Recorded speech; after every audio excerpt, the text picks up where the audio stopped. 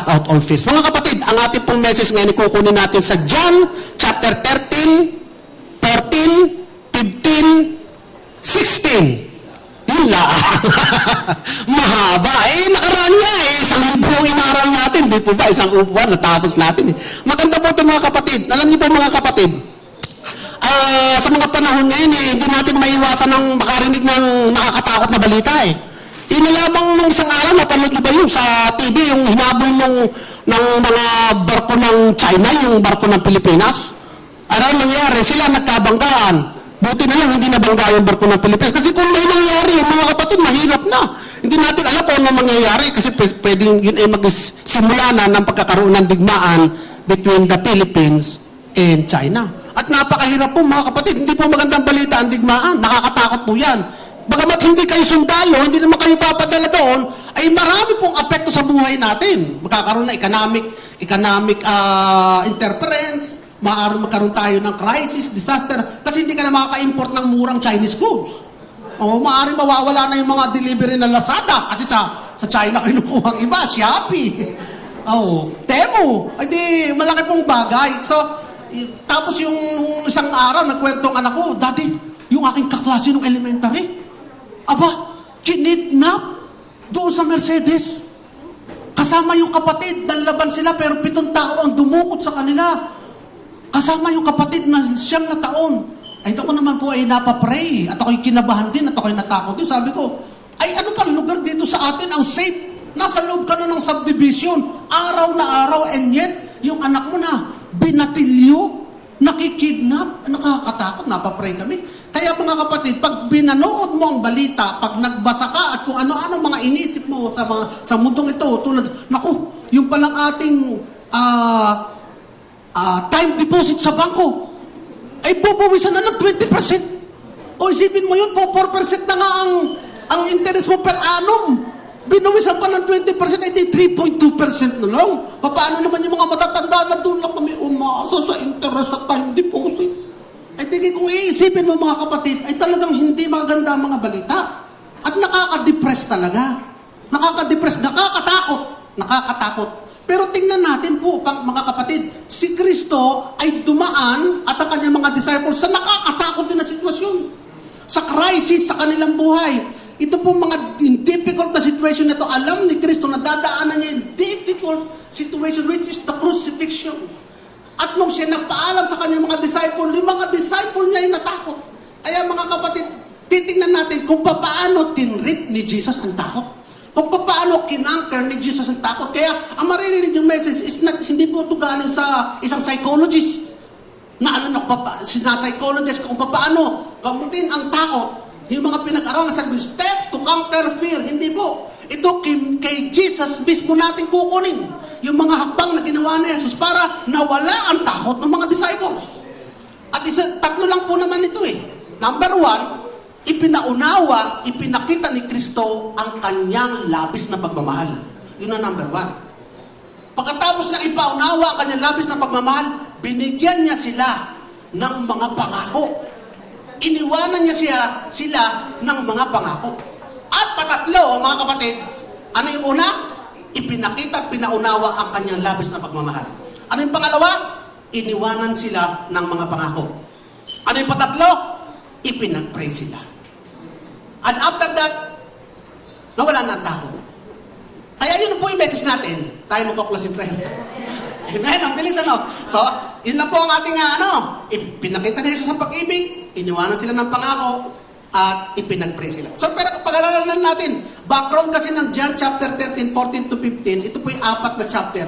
Kasi sa chapter 13, makikita natin to 36. Makikita natin dito, Simon Peter said to our Lord, "Where are you going?" Kasi lagi sinasabi ni Jesus na siya I'm going, I'm leaving. Sabi ni Jesus, "Where I will go, you cannot follow." Ayaw sagot ni Pedro, hindi maaari yan. Jesus, hindi maaari kami. Basta mo na lang iiwanan. I-desert mo kami. Kami ay sumunod kami sa iyo ng 3 taon. And you led us this far. Nakarating na tayo dito. We followed you for 3 years. We left everything for you.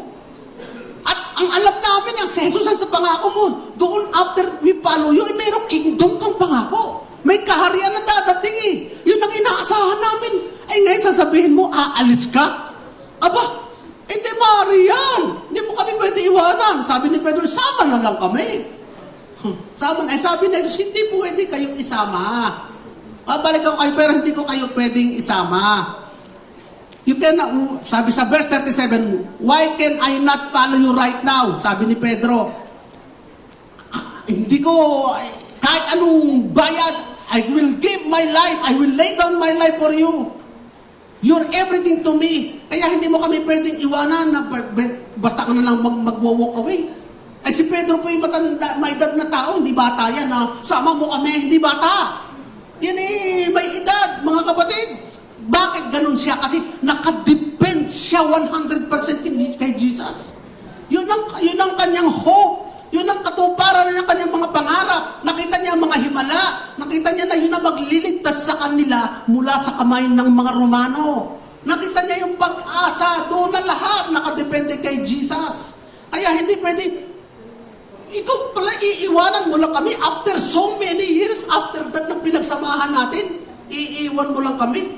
Yun din ang feeling ng maraming mga disciple tayo si Tomas. Lord, we don't know where you're going. How do we know the way? Sabi ni Tomas, hindi namin alam saan pupunta. Paano kami susunod doon? Hindi namin alam. Kaya hindi mo kami basta pwedeng iwanan. Kasi hindi namin alam kung paano pupunta doon eh. Sabi sa chapter 14, verse 27, ito sagot ni Jesus, do not let your heart be troubled. Huwag kayong mabagabag. And not let it be fearful. Ibig sabihin, stop being afraid. Huwag kayong matakot.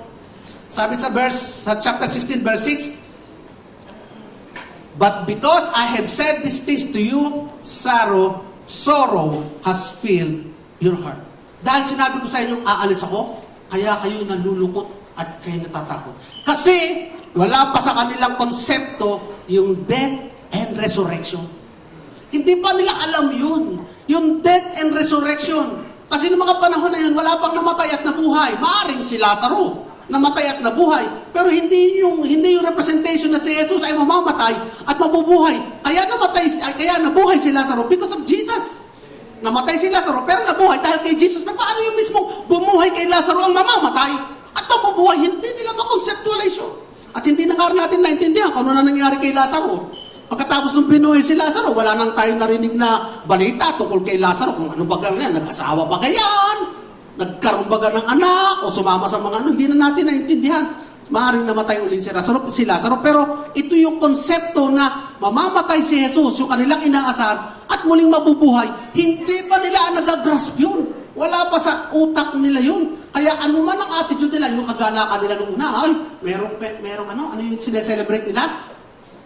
Last Supper, ano sineselebrate? Nagdi-dinner sila doon. Supposed to be masaya. Pero napaltan lahat ng kalungkutan yun eh. Dahil dito sa balitang ito. Eh paano ka naman hindi ka malulungkot? Ay alam mo na paglabas mo diyan doon sa pagkatapos nila magkainan doon eh, nakapalibot yung mga kaaway nila.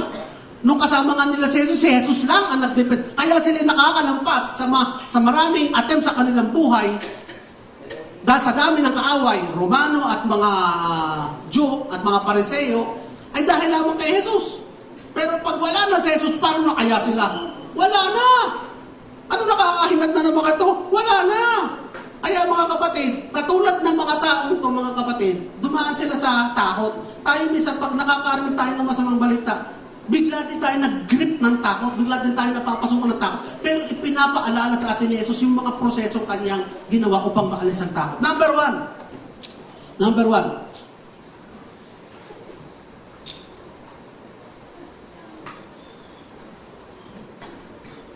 Jesus shows the fullness of His love. Mababasa natin sa John 13, 1-17. Sabi dito, mga kapatid, having loved His own, who were in the world, He loved them to the end. Ang ganda, mga kapatid. He loved them to the end. Hanggang sa katapusan, mga kapatid, can you say na God loved me to the end? God loves me to the end. Jesus loves me to the end. Ikaw ay mahal ng Diyos hanggang sa wakas. wakas ng mundo, sa wakas ng panahon. At ang panahon, walang wakas. Kaya, tayo ay mahal ng Panginoon up to the end. Pero dito tingnan natin, Jesus loved them to the end. Paano pinakita ni Jesus ang pag-ibig niya? Alam naman ni Jesus na itong mga taong kanyang kasama, isa dito, maghuhuda sa kanya. At isa dito, magtatakol sa kanya ng kainakay naman na. Pero hinugasan pa rin niya ang paa.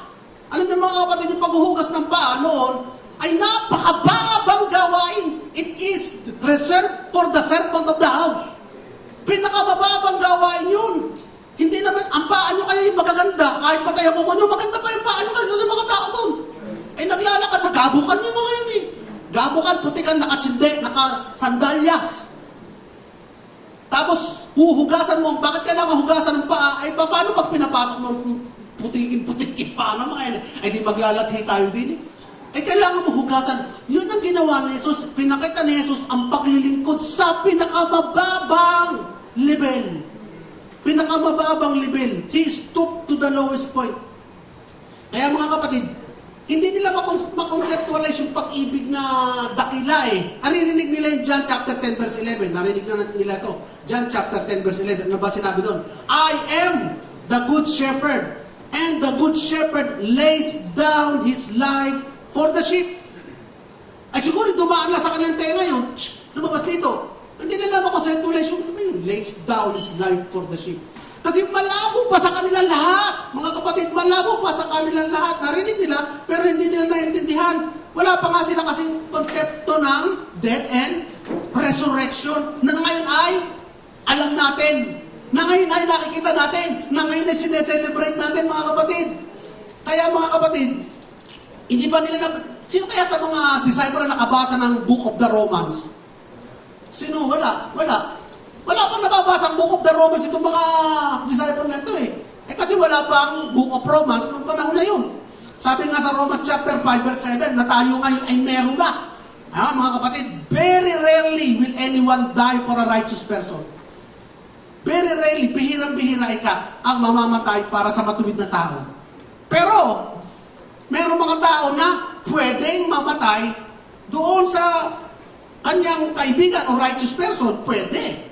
Pero bihirang-bihira. But, itong maganda kapatid, ang linaw nun eh. Basahin mo nga yung Bible. But God. Pero ang Diyos, iba. Ang Diyos, ibang klase magmahal. Sabi niya, ang Diyos, iba. He demonstrated His own love for us. This, while we were still sinners. While we were yet His enemies. While we were yet on the other side of the camp. Noong tayo ay kaaway niya, anong sinabi doon? Christ died for us. Amen, mga kapatid. Palakpakan natin ang Panginoon. Hindi ba dakilang pag-ibig ito, mga kapatid? Na ang Diyos ay namatay para sa atin nung ikay kaaway. Sinong mamamatay para sa kaibigan? Sabi nyo nga, I will die for my friend. Mahirap! Lalo na kung yung kaibigan mong yan, minsan ikaaway mo pa rin, ano? May kaibigan kami sa kaaway mo, may kaibigan ako, mahirap na. Hindi ko alam mga sikreto niyan. Pero yung ikaw ay mamatay para sa kaaway mo na sinusumpa ka, sasabihin yung parang yung dati, nung araw, nung nag-iigib ka pa lang, tinatawanan ka nung iniigiban mo ng puso, tinatawanan ka, niluluko-luko ka. Kasi nag-iigib ka ng tubig, tapos ang mapapakasawa, yung anak mo, yung anak niya, natambay. Yung anak mo, doktora, mapapakasawa, anak niya tambay. Nung bata ka, tinatawanan ka nung amang, dahil kayo nag-iigib. Kasi sasabihin mo, mamamatay ako para dyan. Yun ang unahin kong patayin. Pero ang Diyos, ibang klase. Yun ang point doon mga kapatid. Ibang klase ang Diyos magmahal. Ibang klase magmahal ang Diyos para sa atin. Christ died for us. That is grace, mga kapatid. You do not deserve to be loved. You do not deserve na somebody will die for you. Inano na yung kaitsurahan mo, ano ba nagawa mo? Pero, but Christ died for us. Yun hindi pa nakikita ng mga disciple, what kind of love is this? Sinundan pa ng mga God's perfect provision and care. Hindi nila naririnig itong message na naririnig natin ngayon. Hindi nila naririnig ito. Pero tayo ay napaka-grace, blessed, favored. Naririnig natin ito, mga kapatid. Yung perfect provision of care, sabi dito, He who did not spare His own Son, but delivered Him over for us all, how will not also with Him freely give us all things? Mga kapatid, kaya pag inisip mo to, sabi mo sa isip mo kung ako'y bahal na ni Jesus na siya ay handang mamatay at namatay para sa akin, abay, hindi niya ako iiwanan para lamang sa mga problema ng buhay na ito. Hindi niya ako iiwanan para lang sa mga bagay na nakakatakot sa mundong ito, mga kapatid. Kaya nga yung si Jesus, in-endure niya yung suffering. Ano ba yung suffering? 165 wounds. Ano ba mga yun? Yung ikaw ay hagupitin. Ikaw ay tusukin sa tagiliran. Ikaw ay butasin sa tagiliran. Butasin ang iyong kamay. Butasin ang iyong paa at ipako ka sa krus, mga kapatid. Lagyan ka ng koronang tinik. Abay, tinisyon para saan? Para siya maging sikat? Hindi. Para sa iyo yung kapatid. Hindi ba pag-ibig yun? Pag-ibig yun Para ka maligtas, para hindi ka umapako, mga kapatid. Ang aman, isineparate niya yung kanyang anak. Tinalikuran niya ang kanyang anak para tayo ay maging kapiling niya, mga kapatid. Hindi kasi tayo gusto sabi niya, nung bata ako, nasa isip ko, ang Diyos na may napakahirap. Binigyan ako ng napakaraming regulasyon para mapasama sa Kanya. Para ako makakit ng langit. Ang hirap. Hindi, mga kapatid. Alam ng Diyos na hindi ka pwedeng umakit ng langit. Alam ng Diyos na hindi ka makakakit ng langit. Alam ng Diyos na habang panahon, niwalay ka sa Kanya.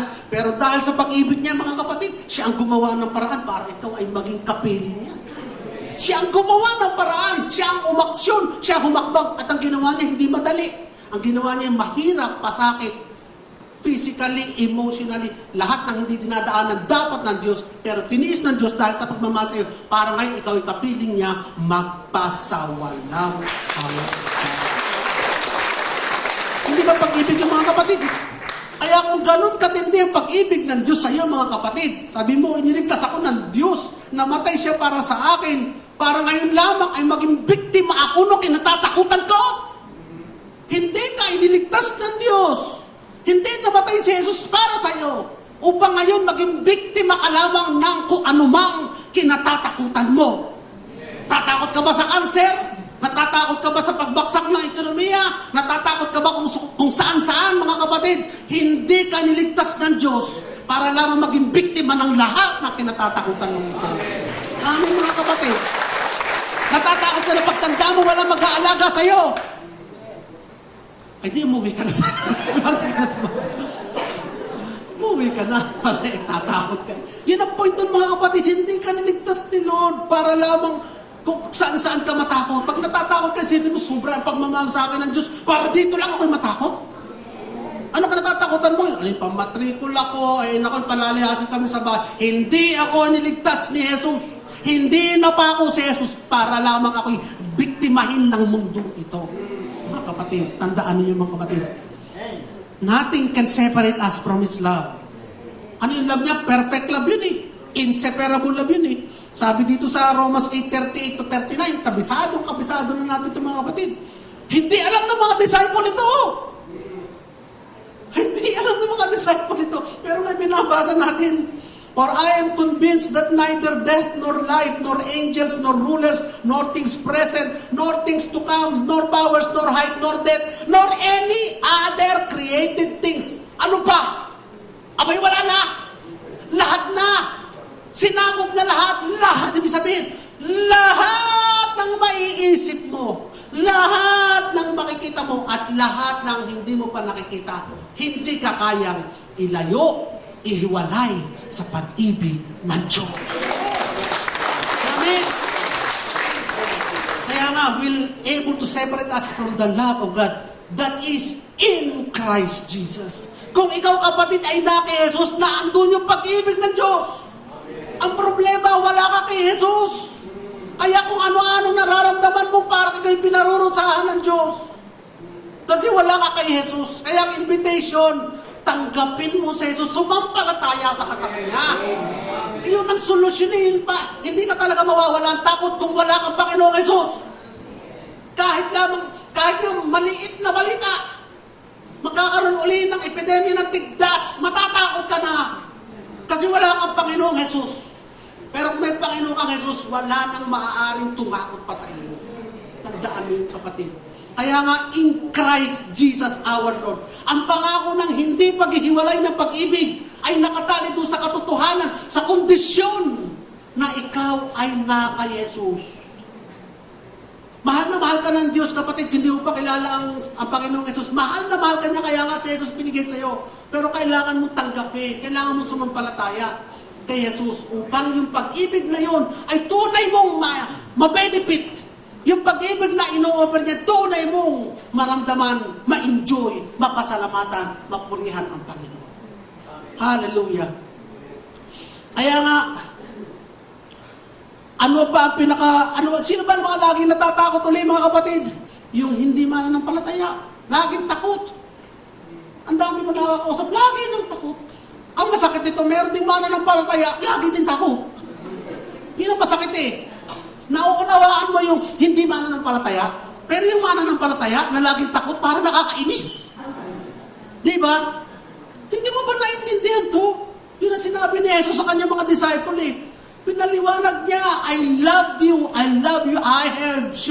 will show my love for you. Hindi ko kayo iiwanan. Kaya yung pag-ibig niya is inseparable. So kung yung pag-ibig niya is inseparable, hindi mahihiwalay, our security therefore is unshakable. Hindi naman, kaya ka naman natatakot kasi security mo eh, natatakot yun. Oh, baka mawala yung pera ko sa bangko, paano na kami. Natitigatig ka kasi. Kaya ka natatakot. Pero doon ka nakadepende sa pag-ibig ng Diyos na hindi mauuga, paano ka matatakot? Lagyan natin, kung ang iyong sinasandalan ay ito, at ibibigay mo lahat ng weight mo dito, lahat ng weight mo, magmatakot ka, matutumba ka. Pero kung dito mo bibigay ang lahat ng weight mo sa unshakable thing na ito, bakit ka pa matatakot? Kahit paano gawin ko, papatuwa-tuwarin din yan, hindi ko kaya tumba ito eh. Ganon si Jesus eh, yun ang pag-ibig ng Diyos sa atin eh. Ito ang pag-ibig ng Diyos sa atin, matibay, matatag. Hindi may tutumba, kaya ang pinangalan ko sa anak ko, na parang dalawang lalaki ay walls. Doon namin kinuha yun eh, matatag. Walls, ang laki ng katawan niya eh. Naintindihan nyo naman bakit walls ang pangalan ni walls. Amen mga kapatid. Kaya po mga kapatid, ang pag-ibig ng Diyos, yun yung antidote, yun yung solusyon. Yun ang unang solusyon sa lahat ng takot, fear, ano ba yung mga takot natin? Fear of death, fear of failure. Failure, lahat na. Ay, mag-a-apply ako, hindi ako matatanggap. Fear of failure, lahat na. Hindi ako makakatrabaho, hindi ako papasa. Fear of failure, fear of lack, kakulangan. Fear of rejection. Kaya nga yung kanyang love is perfect, unchanging, victorious, and inseparable. Eto, tingnan natin mga kapatid. 1 John chapter 4, verse 16. And so we know and rely on the love God has for us. Ano sabi? We know and rely. Ang iba kasi, we know lang. We know lang. Pero no rely. Dapat yun magkasama. We know and rely. Rely. Ano ba sabihin ng rely? Sumandal ka dito. Dito ka umasa. Ito lang ang iyong panandala. Ito lang ang iyong pananggalang. Ito lang ang iyong sandata. Rely on the love God has for us. Because God is love. There is no fear in love. But perfect love drives out fear. Kita niyo mga kapatid? The one who fears, bakit natatakot? Sabi, is not made perfect in love. Ayun!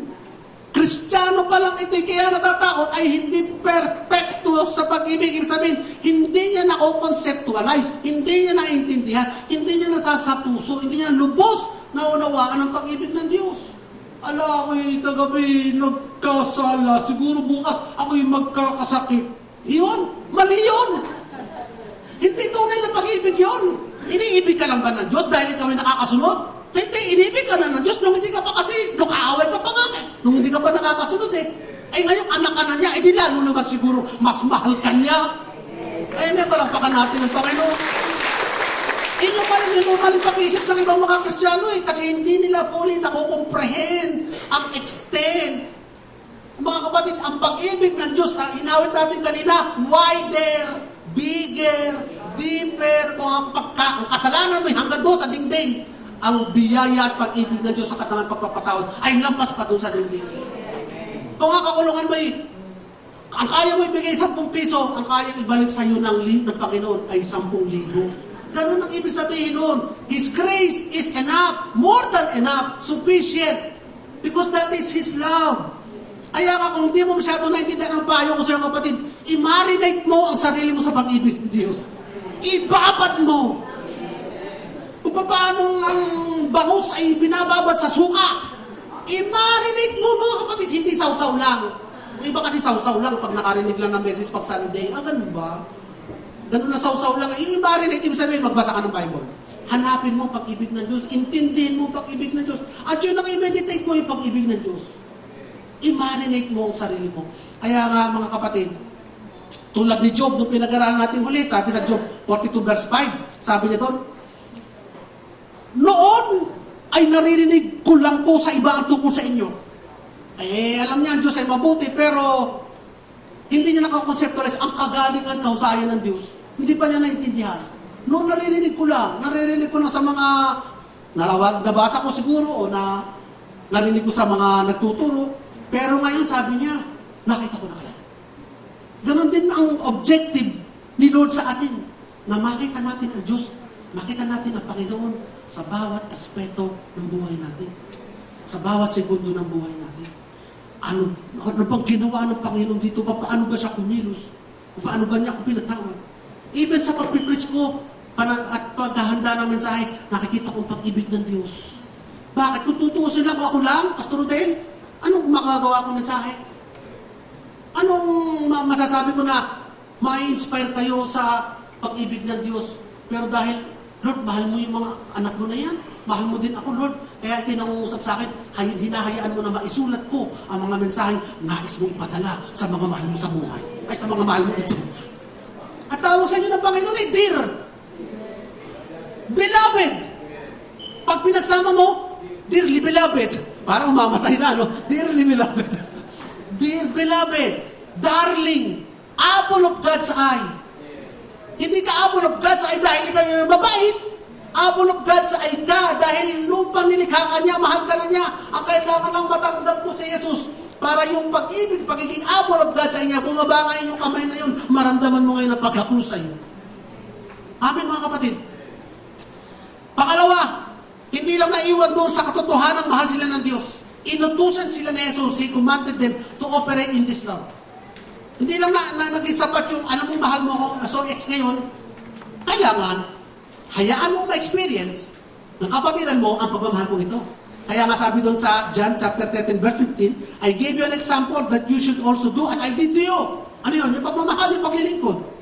I gave a new commandment. I give you, love one another as I have loved you. Kung paano ko kayo minahal, mahalin nyo yung inyong mga kapatid. Kaya ito mga kapatid, hindi ito duty. Ito ay ating atmosphere kung saan dapat tayo nag-ooperate mga kapatid. Para yung mga kapatid natin na nahihintakutan, maramdaman nila ang physical touch ng pag-ibig ng Diyos through us. Kaya may takot na ako, kapatid, may problema ako, etc. etc.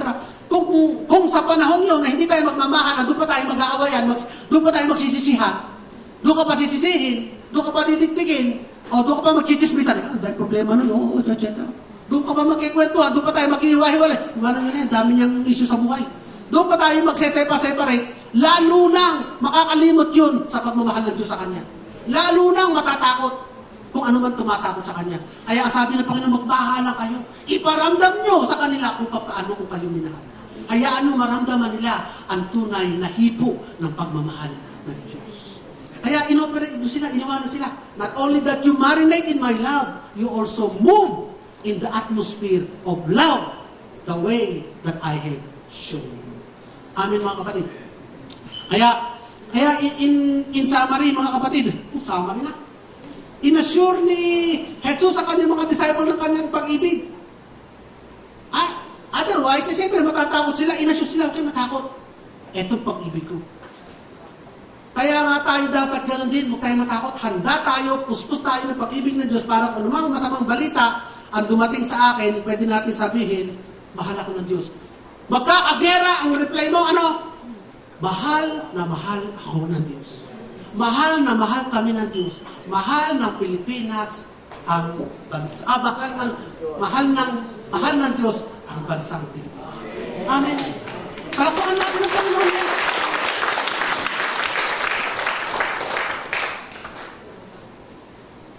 Ano pa?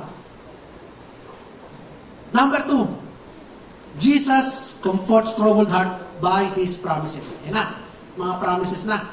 Kaya sabi niya sa John chapter 14 verse 1 to 2, do not let your heart be troubled. Believe in me. Believe in God. Believe also in me. I go to prepare a place for you. Kasi nga, puno-puno sila ng takot, aalis si Jesus, kaya sinabi, alis muna ako, maghahanda ako ng lugar sa inyo. Ano yung mga promise na ito? Yan ang promise na yan. Number 1, promise.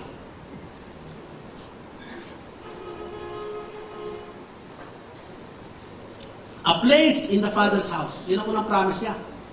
Assurance of home. Babalikan ko kayo. Susunduin ko kayo, ipaghahanda ko lamang muna ng lugar kayo sa aking kaharian. Alam niyo mga kapatid, 2023 ba yun? 2022. Noon ang Afghanistan ay under the governance ng Amerika. So mga tao ay may kalayaan, parang naging westernized sila ng konti. Kasi previously, under sila ng Taliban. Taliban doon ay talagang extreme,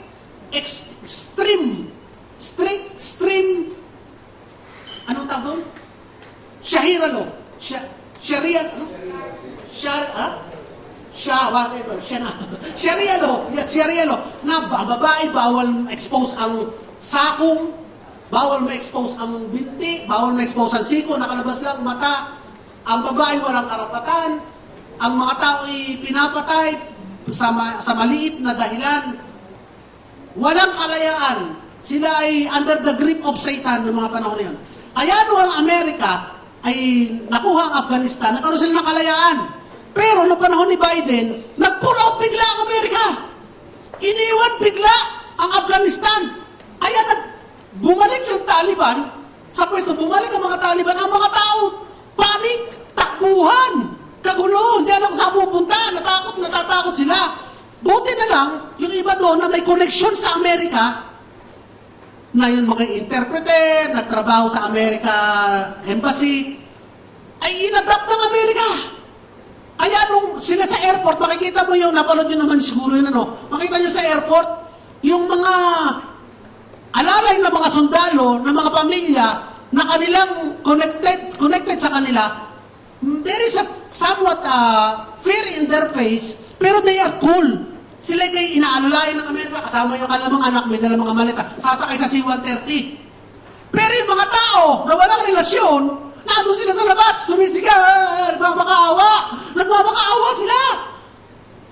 Sumisigaw sila sa mga sundalo, sa mga sino bang diplomat o sino man, nagmamakaawa, sama nyo kami. At iba nga, tumalon sa bakod, tapos nung lilipad na yung aeroplano, humabol sila sa aeroplano, umapit sila sa mga gulong. Umakyat doon sa ibabaw ng takip ng gulong, nakasakay doon. Akala nila, maliligtas sila sa pamamagitan ng pagkapit. Siyempre, pagtaas ng aeroplano, ay di nanganlaglag. Ang iba mataas-taas na nga, nung tsaka lang nalaglag. Mga kapatid, ano ang point ko doon, mga kapatid? Nakakatakot, mga kapatid, kung ikaw ay talagang iiwan, pero sa kapahamakan.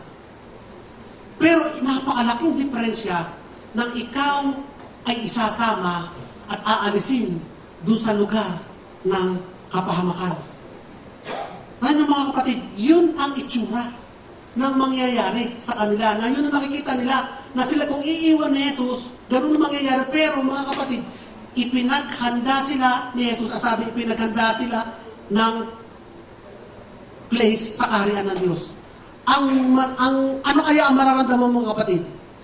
Kung ikaw ay binigyan ng pangako ng Diyos, para ikaw yung mga connected doon sa American, ikaw ay, siyempre yung mga yun, relax na sa aeroplano, pasalamat na pasalamat. Ano kaya mararamdaman mo, kapatid?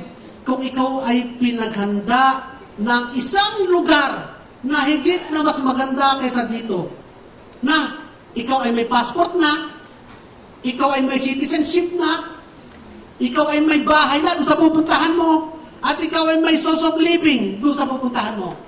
Ikaw kaya ay magpapanik pa sa mundong ito? Sa Pilipinas, kung sabihin ni Bongbong Marcos na halimbawa ay ang mga senior ay babawasan ang benefit?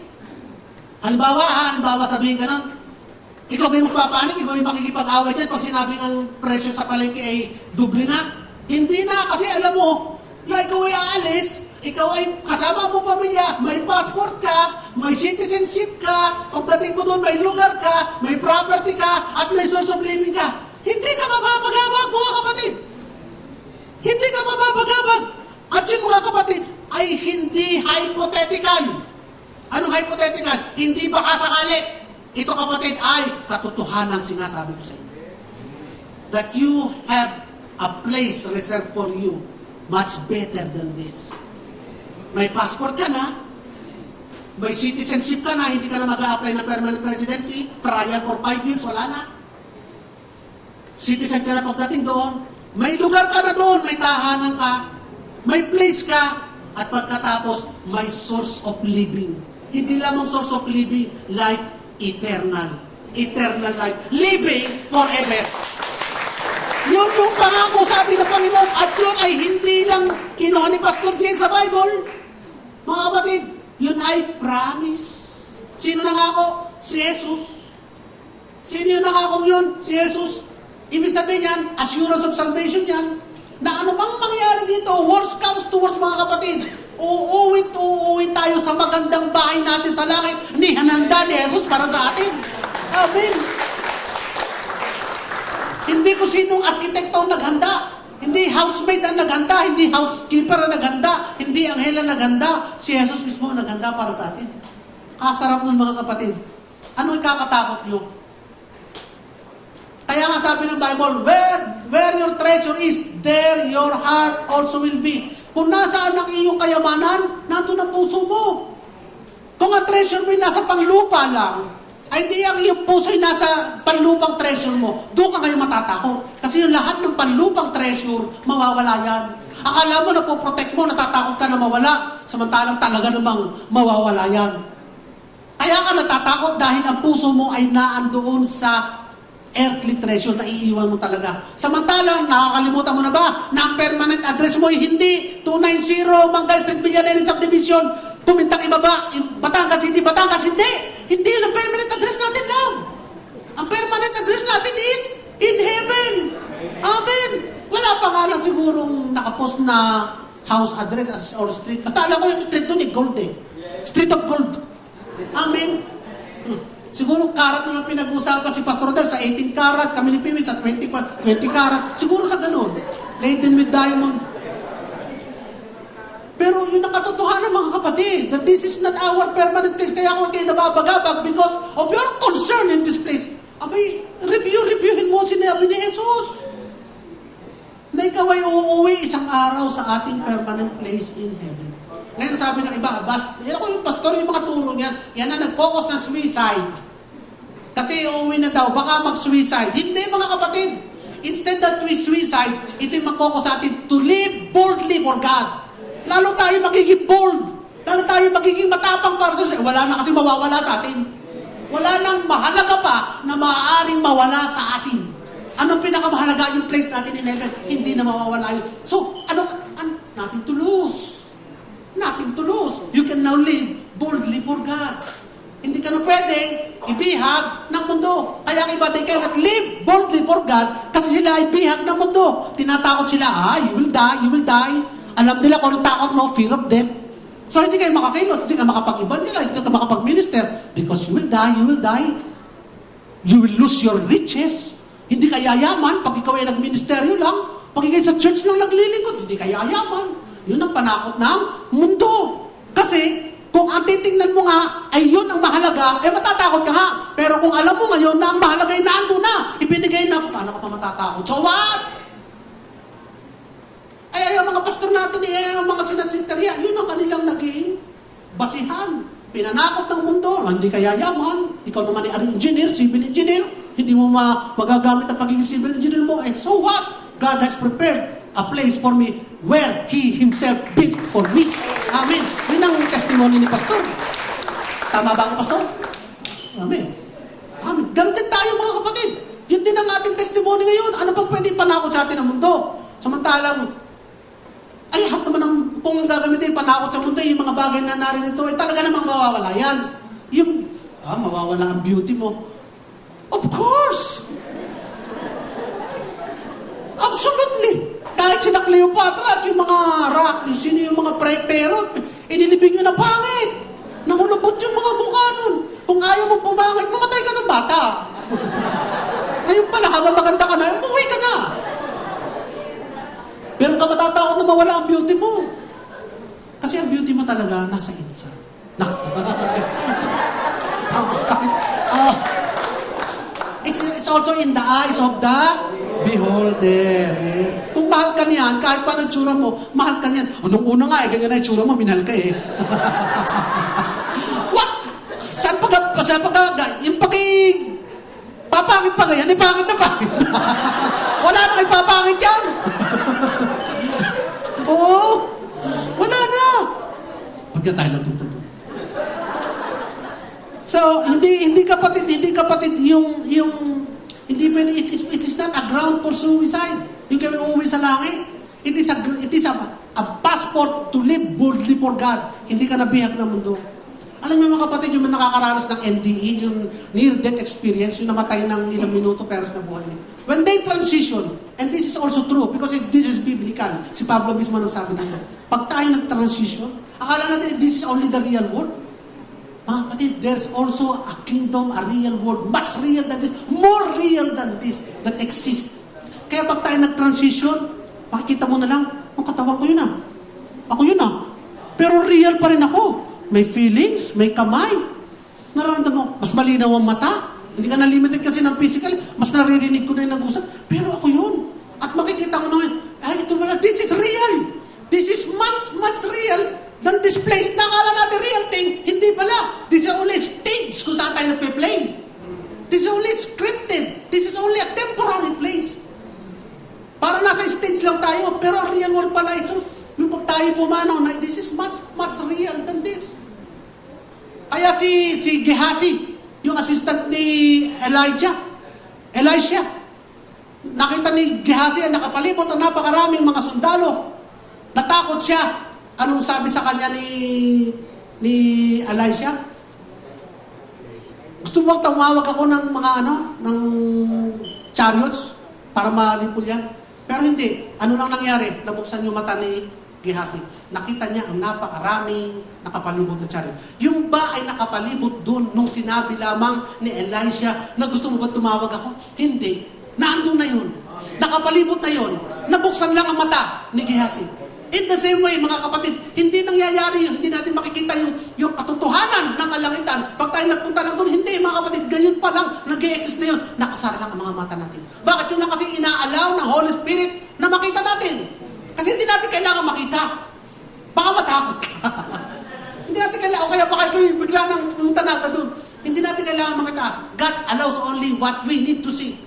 But if you have faith and you believe in the Bible, which is the truth, the ultimate truth, this is the truth that exists, that there is a kingdom of God, that now exists even at this very moment. Kasama natin, the angels, the throne, the heaven, the lights, the gold, the precious stone, the cherubim, the seraphim, the living creatures, the wheeled with eyes, the four-winged creatures, the four-faced creatures, everything is true mga kapatid. And we will see it. At tayo masasabi, totoo pala. When that time comes.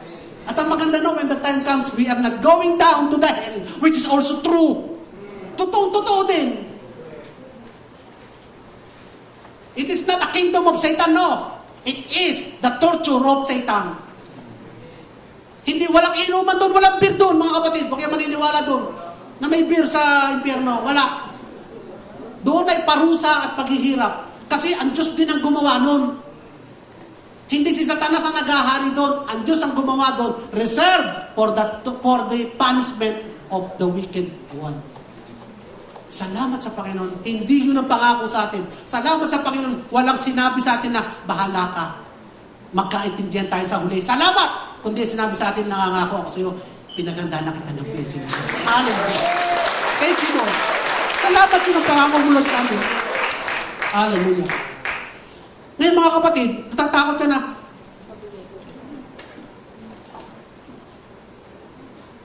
Gusto mo na bang umuwi sa kaharian? Nasa iyo naman yun eh. Pero kung ayaw mo pa, hindi ka naman kasi kukunin ni Lord. Bakit ko sinasabing hindi kayo kukunin ni Lord? Hindi ako nagsasabi lang para palakasin ng puso nyo, para kasi ng dibdib. Hindi pa kayo kukunin ni Lord. Bakit? Sapagkat may malaking papel pa kayong gagampanan sa kaharian ng Diyos. Ano ang patotoo ko dyan na may gagampanan ka pa sa kaharian ng Diyos? Doon sa promise number 2. Promise number 2. Ano yung promise number 2? Sabi ni Kristo sa kanila, you will have a life of greater impact. Sa chapter 14, verse 14, sabi dito, he who believes in me, no more work, all rest. Ganun ba? Greater works than this he will do. Ano yung ginawa ni Jesus? Because I go to the Father, iniwan ko sa inyo ang gawain. At yung ginawa ko, greater pa dito ang inyong mga gagawin. So may pangako sa atin na mayroon tayong impact. Kasi yung mga disciple natatakot sila, wala na kaming impact. Eh ikaw lamang, Jesus naman ang gumagawa eh. Kaya naman kami ngayon, tinitingnan ng mga tao dahil taga-follower mo. Pero paano kung wala ka na? Wala kami follower na kami, walang kapangyarihan. Ikaw lang naman lahat ang gumawa eh. Pero pinangakuha sila ni Jesus, okay matakot. Kayo din gagawa. May kapangyarihan din kayo. May magagawa din kayo, greater. Kasi yun ang takot ng mga disciple, yung insignificance, meaningless. Ano na nga ang purpose namin? Hindi nga kami makalaban din sa mga pariseyo eh. Nung panahon namin eh. Eh, lalo na ngayon, wala ka pa, paano na kami? Kami 12, kawawa naman kami. Yun ang kanilang takot. There will be no more leader. The source of strength nila, depender nila, assurance nila, nagpe-perform ng great miracle, pero ang pangako ni Jesus, you will have a greater impact. Mayroon kang significance sa kingdom of God, kapatid. May gagawin tayo sa kaharian ng Diyos. Kasabihin sa katabi nyo, sabihin nyo, may papel ka sa kaharian ng Diyos. Dahil kung wala ka ng papel, uuwi ka na. And which is also good. Yes, walang problema. Tapos na. Pahinga na sabi naman eh, alay ako naman matagal nang gumawa ng papel sa kaharian ng Diyos. Siguro it's about time to rest. Thank you, Lord. Walang talo eh. Walang talo. Pero habang narinito ka pa mga kapatid, sasabihin mo na, baka kukunin na Lord, hindi ka pa kukunin. Hindi ka, sabi ko nga, hindi namatay si Jesus para sa'yo. Pagkatapos mong tinanggap si Jesus, uwi na. Hindi. Iiwanan ka ng pangako. Pero ang tanong, paano ko magagawa? Ako na may simpleng tao lang. Ako hindi aral. Hindi man ako pastor, etc., etc. Parang yun sila din. Hindi naman educated yung mga disciple na yun. Mangingisda kung anong mga trabaho, mga blue-collar worker, mga duwaga, karamihan doon. Pero paano nila magagawa? Sasabihin na, paano namin magagampanan na Jesus yan? Promise number 3. Promise number 3. Anong promise? Power in prayer. Yun. So, may promise na may gagawin ka. Pero tanong, paano? Power in prayer. Iniwanan ka ng tools, ng weapon, ng resources. Power. John chapter 14, verse 13 to 14. Whatever you ask in my name. Whatever. Whatever. Whatever. Whatever. Whatever. Whatever you ask in my name, I will do. So ito is assured answer, hindi yung baka sakali. Sasabihin niyo ba, ang sagot ng Diyos ay no, wait, yes. Aba, kahit dito ito alam niyo to, pag dito ka nanalangin, at ang sagot pala nitong basong ito ay no, wait, at yes, ay para sumagot na ito. Oo nga, Lord, Summit, bigyan mo naman ako ng asawa. O wala pang asawa. 10 taon, 20 taon, 30 taon, hindi nagkasawa. Ang sagot ni Summit, no. Summit, bigyan mo naman ako ng pera. Wala kang pera, lumabas ka. 1 linggo, 2 linggo, 3 linggo, meron nagbigay sa'yo ng pera. Ang sagot pala ni Summit, wait. Summit, bigyan mo naman ako pamasahe pa uwi. Pag uwi mo, nakasalubong mo si brother, pinautang ka, sinagot ako ng yes. Pag ang sagot lang ng Diyos ay no, wait at yes, parang wala ka na din. Ba't ka pa nanalangin? Pero ang linaw na sinabi dito, whatever you ask in my name, that I will do. Tandaan mo kapatid John, I will do. This is an assured answer. Kaya nga pa sinasabi, just call. Iniiwanan kita, parang iniwanan mo ng cellphone. Ba't ka ba natatakot anak? Pupunta ka lang naman ng Maynila. First time ka lang naman mag-aaral doon. Huwag kang matakot. Etong cellphone, may charge yan, may number yan. Tumawag ka lang. Magpapadala ako sa'yo ng Gcash. Ganun lang kasimple para sinasabi, huwag kayong matakot. Iiwanan ko kayo ng tool which is prayer. Whatever you need. Ano sabi? Ano sabi ni Jesus? Just call my name and I'll be there. Parang ganun lang eh. I'll be there. Bakit ano kakatakot nyo mga disciple? Aalis lang ako sandali pero mag-pray kayo. Para na rin akong naririyan. In the same way, ganun sinasabi ng Panginoon sa atin. Hindi naman binago ni Jesus eh. Yung sinabing pray na just call my name and I will do eh. Hindi naman niya binago yun eh. Para din sa atin yun eh. Kaya nga, yung prayer mga kapatid, this is an open channel. Maganda na lamang yung prayer ay hindi nawawalan ng subscription. Magaling na lang yung prayer, hindi nagbabag down, hindi nawawalan ng service, hindi nai-interrupt. Pagtawag mo sa Panginoon, hindi sinasabi, the person you try to reach is unavailable. Buti na lang, hindi ganun eh. Ang sabi ng Panginoon, He is always available. Parang, anong kulang mo kapatid? Natatakot ka, mag-pray ka. Para ka may Lazada na pag kailangan mo, text ka lang, mag-date pa rin ako pag meron siyang ginagawang aquarium. Kung anong kulang niya, walang problema, Lazada lang. Tapos yung bayad, hindi siya nagpinoproblema bayad. Bakit? Kasi yung account ng Lazada nakatayin sa account ng Gcash ng kanyang mami. So lahat ng kanyang ina-order doon, bayad na. Ang nababawasan doon, yung kanyang mami. Oh, bakit sa mami? Ba't hindi sa daddy? Kasi yung Lazada ko sa mami, di nakatayin. Pares na kami, doon lahat nakatayin kay mami. Ay, ganun yung sinabi sa atin ng Panginoon, para tayo may Lazada, pero bayad na. Kaninong account? Kay Jesus. Because Jesus paid it all. Hallelujah. Bayad na eh. Hindi COD, buti na lang, hindi COD. Lord, paawa ka sa akin, bigyan mo ako ng kagalingan. Eh, COD. yun ang akala ng iba. Yun ang turo ng ibang relihiyon. COD, pagtrabahuhan mo muna. At pagdating, bayadan mo. Nagbabayad ka ngayon sa mabuting tinanggap mo sa Diyos. Pag napagpala ka, kailangan mong bayadan ng gawa, ng paglilingkod, ng offering, etc., ng kandila, at kung ano-ano pa. COD yun. Pero ang ating Lazada sa Panginoon, nakatayin sa kanyang account.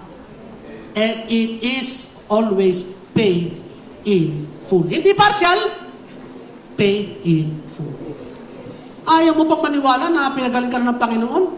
Ayaw mo pang maniwala na ikaw ay niligtas na ng Panginoon? Ayaw pang maniwala na ikaw pinatawad na ng Panginoon? Ano pang kailangan mong gawin para masigurado ka na ikaw pinatawad ng Diyos? Kailangan pang magseremonyas, etc., etc. Hindi mga kapatid, enough na yung dugo ni Jesus. Yun na yun. Yun na yung solid. More than enough na payment kung ano man ang ating pangangailangan, mga kapatid. Kaya mga kapatid, ito lang masasabi ko, kung kayo may takot, anong dapat mong gawin? Ay may mag-pray ka. At pag nag-pray ka na mga kapatid, hindi huwag ka na matakot. Tama. Kung natatakot ka, anong dapat mong gawin? Mag-pray! Manalangin! Kaya ka natatakotin, hindi mo pinapanalangin. Ipanalangin mo. At pagkatapos ng manalangin mga kapatid, dapat hindi ka na matakot. Peace na ang dadating sa'yo. Alam nyo ba, na bago dumating minsan ng katugunan sa panalangin, peace muna. Basahin natin, Philippians 4, 6 to 7. Simplified version. The Lord is near. Yun pa lang eh. Ayos na eh. The Lord is near. The Lord is not far away. Doon sa kataas-taas lang. Yes, nandun siya. Pero the Lord is also here. Why? Because He exists everywhere. The Lord is near. Do not be anxious or worried about anything. About anything, ha? But in everything. Anong everything na yun? Every circumstance, every situation. Anong gagawin? By prayer and petition. With thanksgiving. Pinag-aralan na natin yan. Kung anong pagkakaiba ng mga yan. All kinds of prayer. Lagi yang with thanksgiving. Continue to make your specific request known to God. Yun eh. Ipadala mo sa Kanya ang request mo. And the peace of God. Hindi sinabi, and the answer is in your hand. Hindi. And the peace of God. Anong klaseng peace? The peace which reassures. The peace which reassures the heart. That peace which transcends all understanding. Hindi mo maintindihan.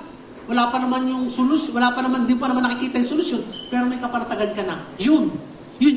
Hindi mo pa liwanag. Ba't kaya ako panatag na? Hindi pa naman, nakikita ko, hindi pa naman ayos ang sitwasyon. Pero ba't ako'y panatag na? Yun yung peace na yun. Which transcends all understanding. That peace which stand guard over your heart and your mind in Christ Jesus is yours.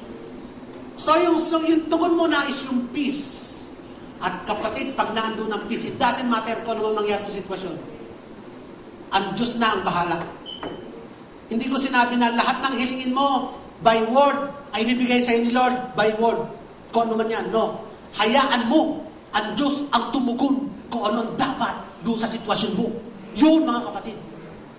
Ang iba kasi, kulang ako ng pera. Lord, ituro mo sa akin kung sino ang mahihiraman. Yun ang panalangin nila eh. Mali. Specific. Sabi kasi dito specific daw eh. Yan ang panalangin lang. Hindi. Ang panalangin, itugon, ibigay mo sa Lord kung anong pangangailangan mo at magkakaroon ka ng kapanatagan. Pag panatag ka na, ibig sabihin, bakit kaya ako panatag? Abay, kasi wala na pala sa kamay ko ang solusyon. Wala na pala sa kamay ko ang responsibility for the effort. Wala na sa kamay ko ang condemnation pag hindi ko nagawa. Wala na sa aking mga kamay ang tugon sa aking pinanalangin. Nasa Kanya na. Ano pa ngayon ang iyong kakabagabag? So you are now peaceful. Palapakan natin ang Panginoon. Pag nag-pray ba kayo mga kapatid, do you experience peace or trouble? Peace. Thank you, Lord. Kaya kaya nakapagpa-thank you ka, thank you, Lord. Salamat po, Lord. Kaya ka nakapagpapasalamat sa Panginoon eh. Amen, mga kapatid. Ngayon, so ibig sabihin dito mga kapatid, whatever it is, kung ano man, it will come. Just in time. Ayon sa tamang event, panahon. Pero minsan, you have to wait for 40 days, 40 years. Bakit ko sinabing 40 years, 40 days? Alam mo mga kapatid, ito may observation lang. Si Jesus ay tinem for 40 days in the desert. Ang ulan ay bumuhos ng ulan noong panahon ni Noah for 40 days. Ang Israelita ay naglayag sa disyerto for 40 years. Si Elijah ay nag-travel ng 40 days sa Mount of Horeb bago niya nakita ang Diyos. Ang Israelita, yung spies sa Kanaan, nag-spy sila ng 40 days. Si Goliath ay challenge ang mga Israelita for 40 days. Si Jonah nag-preach for 40 days bago nagsisi ang mga taga-Nineveh. Si Moses, 40 days sa mountain bago binigay sa kanya ang commandments. Si Moses, 40 years old nung tinawag. Pero 40 years pumunta sa bundok kay Jethro bago siya nakapag-minister. At marami pa, si Eli, si David, si Solomon, si Saul, si Ezekiel, etc., etc.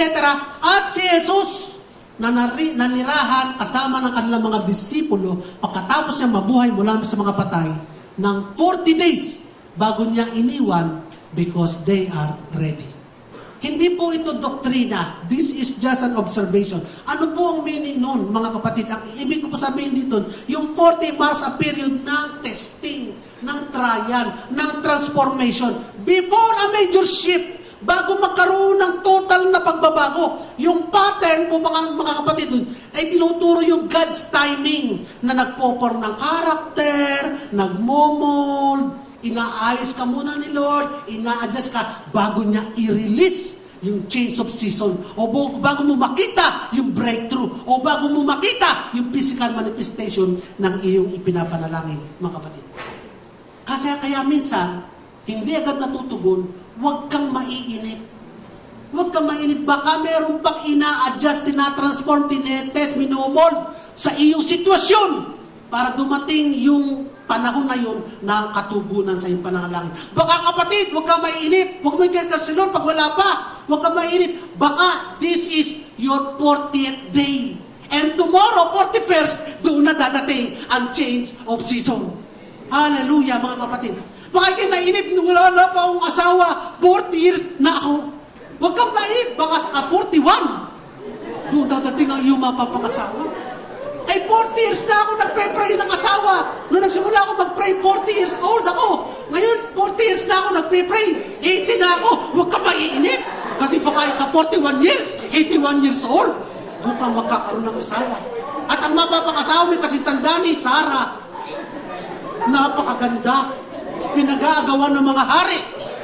Oh, huwag kang maiinip, kapatid. Huwag mong pasabihin si Lord, Lord, pinabayaan mo na ako.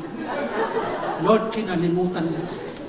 Huwag kang mainip, kapatid. Kasi nakita natin ang significance sa Bible. Hindi ito sasabihin sa Biblia kung hindi ito significant sa ating lahat. Maybe you are just undergoing a time of adjustment. Hindi pwedeng bigyan ka, Lord, patamaan mo naman ako sa milyon-milyong loto. Hindi pwedeng basta kabibigyan ni Lord ng milyon-milyong loto. Baka inaayos muna niya ang pag-iisip mo. Ina-adjust naman. Huwag kang magtiwala sa loto, sa akin ka magtiwala. Baka ina-adjust ka muna. Pinabago ka muna. Oh. And after 40 days, nakatataya mo sa loto, sa 41, doon ka tatama.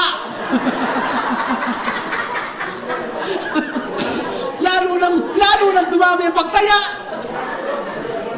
Ha? Lord. Amen, mga kapatid. Nakita po natin, mga kapatid. Nakita natin ang, hindi natin pwedeng baliwalain yung mga significant events sa Bible eh. It also applies to us eh. Huwag kang maiinip, kapatid. Continue to pray and be thankful. Be watchful. Ano yung watchful? Ikaw, tingnan mo sarili mo. There's something, maybe something is wrong with you.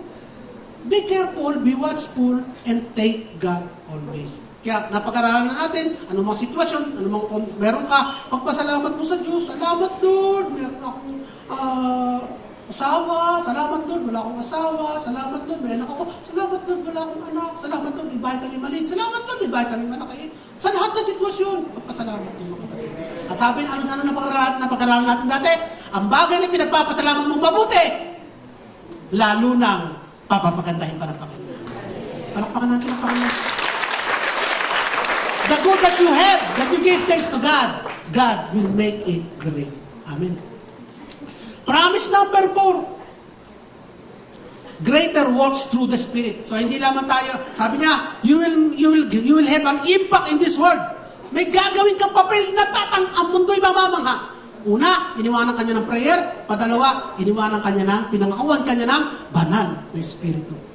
Sa John chapter 14, verse 16 to 17, John 16:7. But I tell you the truth, it is to your advantage. So, para din naman pala sa kabubuti nyo, that I go away. For if I do not go away, the helper will not come to you. But if I go, I will send him to you. Yung pong helper na sinasabi ito, hindi katulong. Hindi katulong. Ito po mga kapatid, yun po yung parakleto sa Greek, meaning advocate. Oh, advocate, siya yung parang advogado mo. Comforter. Comforter, yun yung sa kama, yung malambot. Counselor, helper. Sa Tagalog, mga kapatid, tagapagtanggol, taga-aliw, tagapayo o katuwang. Para matalo mo ang takot na ibinibigay sa iyo ng kaaway. Ano ba kasi takot nila, mga kapatid? Takot sila na, wala na silang, tatalunin na sila ng demonyo, tatalunin na sila ng mga Romano, papatayin sila ng mga Pariseo. Yun ang takot nila. Fear of isolation. Wala na kaming kasama. Kasi wala ka na eh. Wala na kaming kasama. Wala na magmamatanda sa amin. Wala na magdidepend sa amin. Wala na magtatanggol sa amin. Wala na gagawa ng himala sa amin. Pero sabi ni Jesus, hindi. iiwanan ko kayo ng Holy Spirit. At yung ginawa ko, magagawa nyo higit pa. At saka, bakit higit pa? Kasi kung ako lang kasama nyo, sa akin lang kayo nakadepende. Pero dahil nasa Holy Spirit nasa inyo, bawat isa kayo, pwedeng mag-minister. Mararating nyo kung saan-saan kayo pumunta nang hindi kayo natatakot na sasabihin nyo, doon ako sa grupo ni Jesus kasi wala akong kasama. Kung saan pumunta sa Jesus, doon na sila nakakapunta. Pero dahil nasa kanilang Holy Spirit, sabi, greater, worse than this. Ibig sabihin, hindi lamang dito sa Judea, hindi lamang dito sa Judea, Samaria, hindi lang. Of all parts of the earth, you can go and you can do the same thing that we have done. Amen, mga kapatid. Kaya nga, it's good for you na ako'y umalis.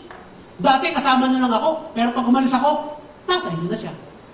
Kaya mabuti, hindi na kayo iiwan, magpakailanman. Kaya nga, mga kapatid, yung pong ministry of the Holy Spirit, ay ibig sabihin nun, ay a presence means God is always with us. Pagka binigay sa inyo ng Holy Spirit, hindi ka naiwanan ng Holy Spirit. God is with you always because Holy Spirit is also God. Sabi ito sa John 14:16-17, I will ask the Father and He will give you one another helper. He may be with you forever. Hindi sinabi He will be with you for a time, habang mabait ka lang, habang ginagamit lang kita. Hindi, He will be with you forever.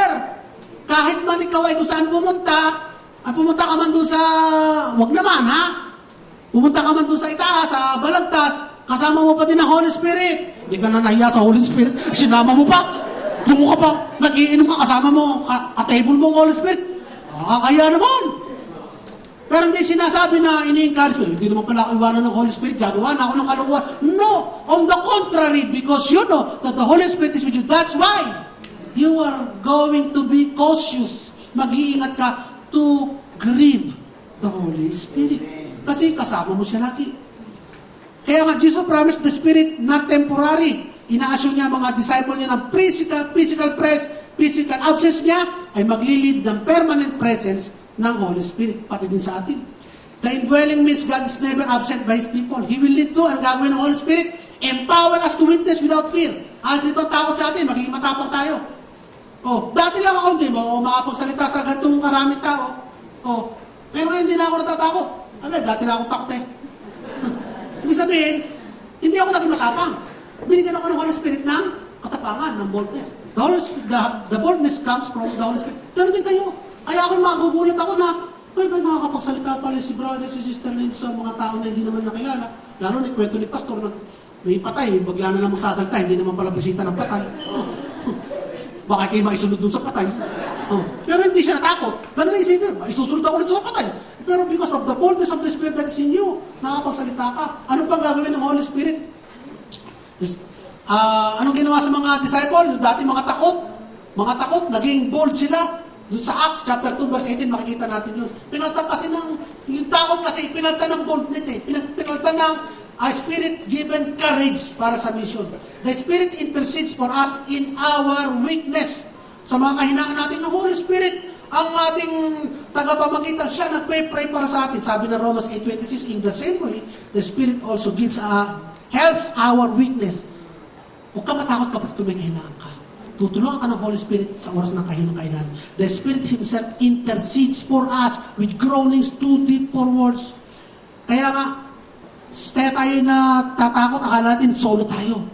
Pero, hindi nyo ba alam kapatid, hindi ka kailanman humaharap sa problema na mag-isa ka lang. Dahil nakikikristo ka, hindi ka mag-isa lang. Naandyan ang Holy Spirit actively. Active yun ha. Ipinaglalaban ka, inire-represent ka sa Ama. Siya yung parang tagapamagitan na laging kumakampi sa atin, mga kapatid. Ipinapahayag sa Diyos Ama ang sitwasyon mo. O siya na nagpapahayag sa Ama ng sitwasyon natin, ng pangangailangan mo, at kung ano mang makabubuti para sa atin. Kaya kahit mahirap o mabigat ang pinagdadaanan mo, kapatid, may divine support system tayo. Hindi ka napapagod at hindi mawawala yung Holy Spirit. Hindi napapagod at hindi mawawala yung Holy Spirit na nasa sa atin. Amen, mga kapatid. Kasakamayan na may Holy Spirit. If you have Christ, you have the Holy Spirit. Hindi ka nag-iisa, kapatid. Amen. Amen. Hallelujah. At ang sabi dito, He will teach us all things. He will teach you all things. And brings you to remembrance all that I said to you. Paano nasulat ng mga disciple itong aklat na ito? Nag-memorize ba sila? Magaling ba ang memorya nila? Meron ba silang recorder? May video cam ba sila? May CCTV ba sila? Meron ba silang YouTube na pwedeng pakuhanan? Hindi! Ipinaalala sa kanila ng Holy Spirit ang lahat ng detalye. Ang tindi ng detalye. By numbers, by dates, by specific, ang mga detalye, kapatid. At ang Holy Spirit ang nagpaalala at nagturo nun sapagkat He will teach you all things and brings you to remembrance all that I sent to you.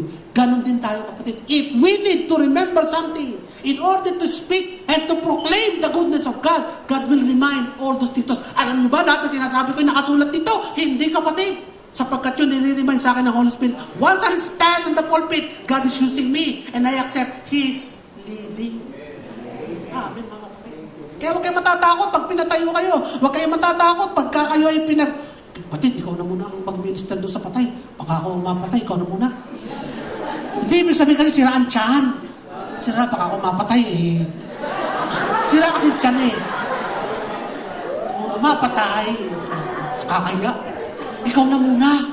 Ay, di tatayo ka matatakot, kapatid. Kasi i-remind ka ng Holy Spirit kung ano kailangan mo sabihin. Basta kailangan mo maging sensitive lamang sa Holy Spirit. Walang yabang. Yun lang, kapatid. Walang yabang. Ngayon, mga kapatid, He will guide you in all the truth and to glorify me. Sabi ng John 15:16-34. He will guide you in all the truth. He will teach you all things. Ngayon, ang tanong, if John chapter 16, verse 13 and 14, He will teach you, and 1 John chapter 2, verse 27, He will guide you in all the truth. Ay, bakit? Merong mga ibang doktrina. Alam natin na yung kung hindi ka Kristiyano, talagang ibang doktrina mo. Talagang iba yan. Hindi naman Kristyan yan eh. Pero bakit merong Kristyan, parang Kristyan na doctrine? Ay bakit parang iba tinuturo ng mga ito? Yan, ngayon ang tanong, mga kapatid. Supposed to be, dapat ko talagang we are guided by the Holy Spirit. The Holy Spirit is leading us. Supposed to be united in one teaching. Tama, mga kapatid? Because we all will see the truth. Bakit yung iba ay parang iba tinuturo ng mga ito? Alam natin na hindi Kristiyano, definitely. Iba tuturo nun. Definitely, ligaw na sila. Pero yung mga Kristiyano, bakit may iba pagkakaiba tinuturo? Ito lamang, mga kapatid, tatandaan natin, pinag-aralan natin ito. There are enemies. Number 1, Satan. Number 2, the world. And number 3, flesh. Mga kapatid, may kaaway tayo. Kaya, anong gagawin natin, mga kapatid? Test all things by the Scripture. Lahat na tinuturo, alarmin mo sa Biblia. Aralin mo sa Biblia. Pangalawa, stay teachable. Huwag mo sabihin, ay, ang namin yan. Hindi na kami papaturo. Alam mo yung iba? Kaya umalis, ayaw na magpaturo. Yun ang sinabi nila sa amin, alam na namin yan, hindi na namin kailangan marinig yan. Ayaw nilang magpaturo. Habang buhay tayo, patuloy tayo lalago sa pagtuturo ng banal na Espiritu sa atin. Huwag mo sasabihin, ikaw ay urel, you have already reached. Yung total na alam, kahit nga si Pablo din sinabi yun. Huwag sasabihin ganun na alam nyo na lahat, di ko na kailangan marinig. Kaya sila ay ganun. Patatlo, rely on the Holy Spirit daily. Hindi lamang sa intellect at hindi sa tradisyon. Sa Holy Spirit ka lagi magpapaturo. And number 4, pursue unity in essential. Huwag mo na masyadong paghahanapin yung mga malilit lang naman na bagay. Huwag nang pag-awayan yung malilit na bagay. Mag-stay tayo dun sa essential. What is essential? Salvation. The grace of God. That is essential. Salvation through grace. By faith, that is essential. Huwag natin pag-awayan yung iba. Ako, dito sa atin, tayo ay nasa cheerful giving, panabigay. Hayaan mo na sila kung sila nagtatights. At hindi, kapatid pa rin namin kayo, hindi tayo magkakahiwalay. Pero basahin mo sa Biblia kung ang tithing ay nasa grace, wala. Pero okay lang, kapatid namin kayo, hindi tayo mag-aaway dyan. Hindi tayo kahit kailangan maghihiwalay bilang magkakapatid dahil lamang dyan. Ang mahalaga, iisa ang ating pananampalataya si Jesus. Tinapos na gawa, kaligtasan dahil sa biyaya sa pamamagitan ng pananampalataya. And the ultimate source is the Bible. Scriptura. Sola Scriptura. Sola. Amen? Promise number 5. Kaya ang kailangan ko ng bilisan. Promise. Bibilisan ko. Promise number 5. It's peace even in trouble. Yun ang pangako ni Jesus, mga kapatid. Peace even in trouble. Sabi ng John chapter 14 verse 27, peace I leave you. My peace I give to you. Hindi sinabing peace, I leave you, get your peace. Maghanap kayo ng peace. No, my peace I give to you. Do not let your heart be troubled, mga kapatid. Kasi nga, mga disciple ay takot na takot sa things to come. Ano na mangyayari sa amin? Papatayin kami ng mga etc. kaaway. Do not be troubled. Kaya nga, yung peace po ay rooted in the gift of God. Yung peace ay gift na binigay sa atin. Rooted in absolute trust sa Panginoon. Pwede tayo magkaroon ng inward calm, inward peace, kahit ng outward chaos. Pastor din. Kahit magulo ang palibot mo, pero ikaw ay peaceful. Yun na nga, pinag-aralan natin kanina. Kahit wala pang solusyon, andun na ang kapanatagan mo. The same peace na naroon kay Jesus sa boat. Ano ang ginawa ni Jesus nung nasa boat siya? Sabi niya, be at peace. Sino sinabihan niya ng be at peace? Yung mga disciple. Sino ba sinabihan niya ng be at peace? Yung weather, yung wind, yung storm. Sinabi niya, be at peace. Be at peace. Be at peace. He told his disciple. Kaya mga kapatid, pag nababagabag ka, ano sabihin mo? Tell yourself, be at peace. In Jesus' name. Tinatanggap ko ang peace ni Lord. So, inuutusan kita, puso. Pumayapa ka. Tumahimik ka. Mamahinga ka. Mali yata yun, no? Sa tibok ng puso, parang nakatumigil na pagtibok ng puso. Basta pumayapa ka. Pagka kayo natatakot kapatid, tumarap ka sa salamin. In Jesus' name, be at peace. Pumayapa ka. Alalahanin mo ang pag-ibig ng Diyos. Alalahanin mo mga pangako ng Diyos. Manalangin ka. Huwag kang mabagabag. Manalangin ka. Be at peace. Mga kapatid, ano pa? At to din, Jesus prepares us for persecution. Peace even in trouble. Kaya ano yung trouble na yon? Peace in persecution. Jesus prepared us for persecution. Job 15 verse 18 hanggang 16 verse 4. Ano yung trouble na yon? Yung trouble na yon, meron ba kayo nakitang disciple na nabaon sa utang? Wala! Walang disciple na nabaon sa utang. May nakita ba kayong disciple na nalugi sa negosyo? Yung mga disciple ni Cristo? Wala! Walang nagsara ang business doon. May nakita ba kayo doon namatay sa gutom? Wala! May nakita ba ka sa disciple na namatay sa cancer? Wala! So yung trouble na sinasabi doon ay hindi yung utang, hindi yung negosyo, hindi. May nakita ba kayo disciple na sinaksak ng adik? Pastor Rodel? Wala! Namatay sila sa persecution, sa pag-uusig. Yun na yun ang sinabi ni Jesus. This word, you have trouble. Ano yung trouble na yun? Persecution. Pag-uusig. Pinaghanda niya mga disciple niya. Himanda kayo. Kung ako'y inusig, kayo uusigin din. Bakit? Galit kasi ang mundo sa akin. At kayo representing the world. Same as with you, mga kapatid. You also represent Christ. Galit ang mundo sa atin. Kaya may pag-uusig. Pero ano sabi ng Panginoon? But don't be troubled. For I have overcome the world. Yun ang sabi ni Kristo sa John chapter 16 verse 33. In the world, you will have trouble, but take courage, I have overcome the world. Mga kapatid. Kaya nga sinabi niya, parang hindi magulat ang mga disciple. Kasi nga sabi doon, if they persecuted me, they will also persecute you. But these things I have spoken to you, so that you may be kept from stumbling. Alo, si Jesus, hala ko, pag sumunod ako sa Kanya, wala na akong yoke, wala na akong bigat na dadalhin. Ay pala yung ipe-persecute. Galit ngayon yung nanay ko sa akin. Galit yung kapitbahay ko sa akin. Dahil ako daw yung born-again. Galit na lahat sa akin. Ayoko na nga, galit na rin ako sa iyo, Jesus!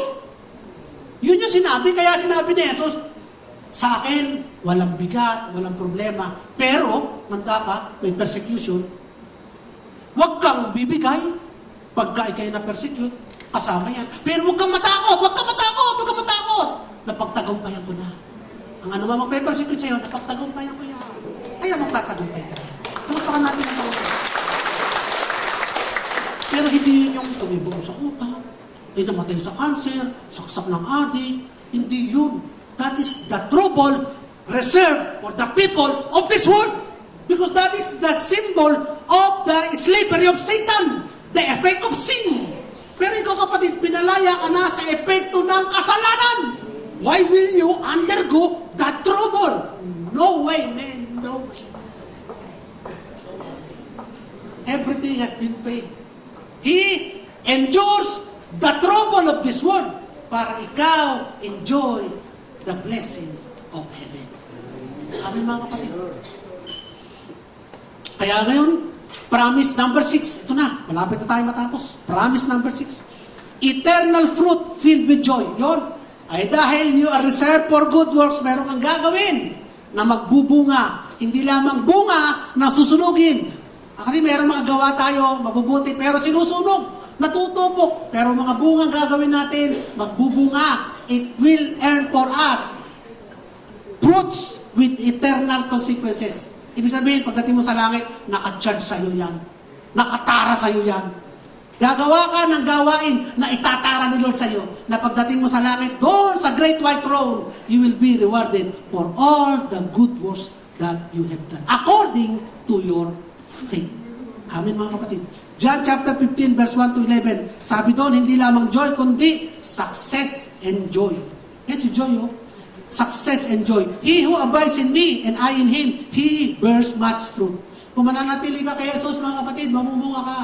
Mamumunga ka hindi lamang mabuting gawa, mamumunga ka sa epekto ng kabutihan mo. Ang ibang tao yung tatanggap ng kaligtasan sa pamamagitan ng mga testimonya mo, sa pagme-message mo, at sa iyong mga patutuo. Mamumunga ka, mga kapatid. At habang ikaw ay naglilingkod sa Panginoon, meron kang kagalakan. Isipin nyo, mga kapatid, kahirap nung ikaw ay nagpastor na, linggo-linggo yung nagpe-prepare ka na mes, linggo-linggo yung nagsasalita, tapos wala kang joy. Ay, kahirap nung kapatid. Alam niyo, nag-i-encourage sa amin mag-preach eh. Yung joy eh. Hindi ka pastor din. Ay, kaya ako, kahit wala akong trabaho, minsan ako nakakontent din. Wala ka namang katrabaho. Hindi ka naman makatulong sa financial obligation ng misis mo. Ay, man lamang makabayad ka sa lasaga, sana ikaw na. Ay, wala akong katrabaho.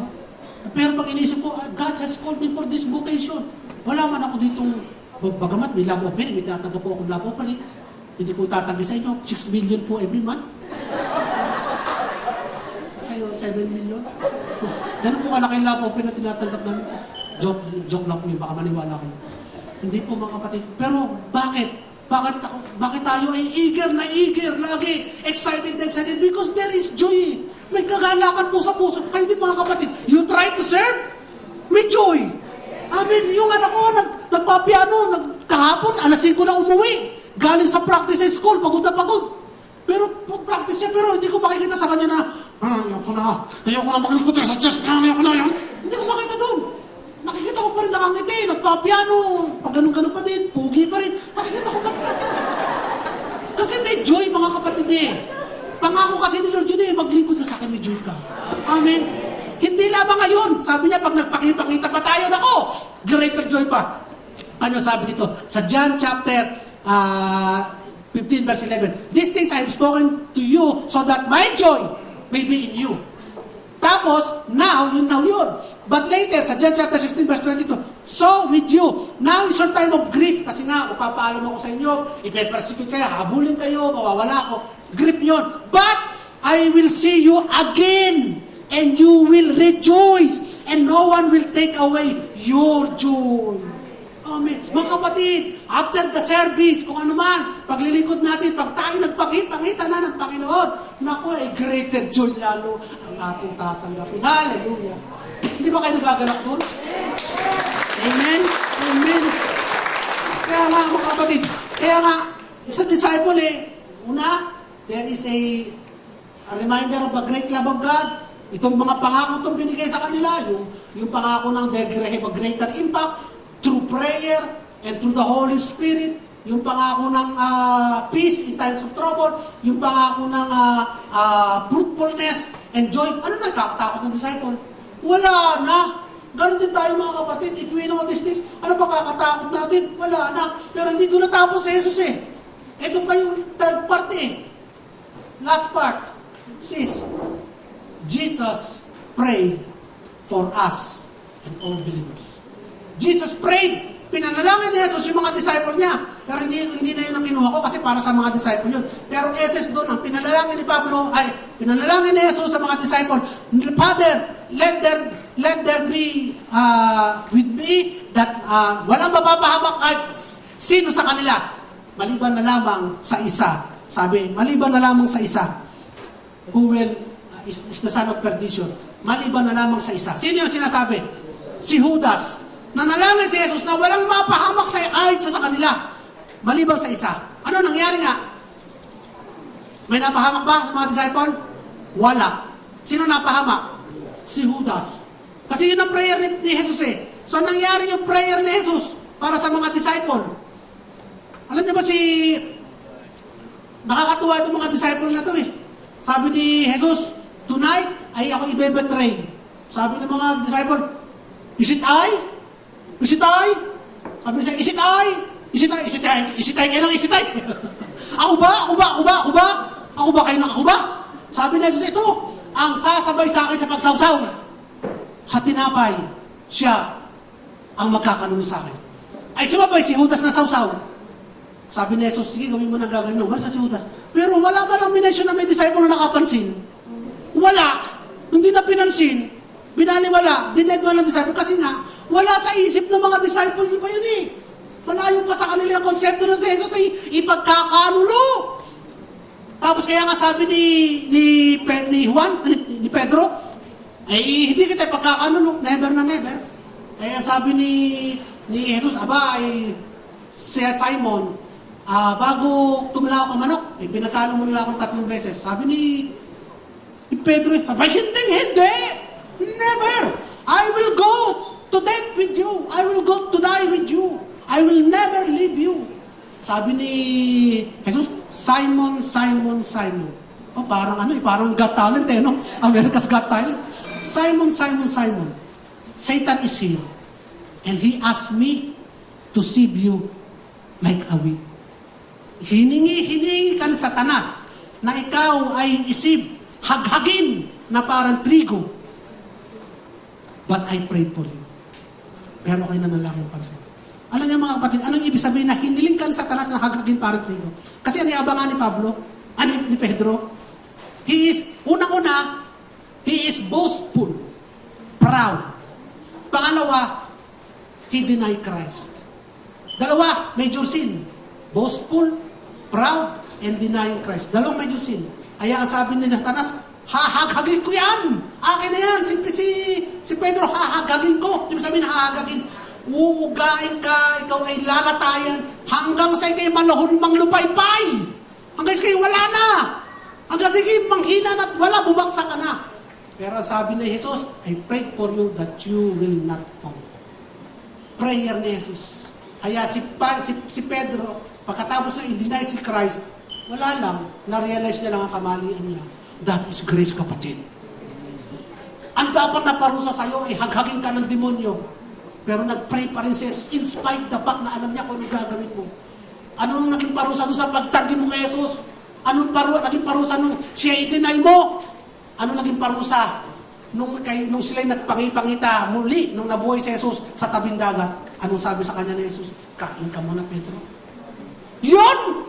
Yun ang tugon ni Jesus! Kain ka muna, Pedro. Eto ang isda. Ipinagluto na kita.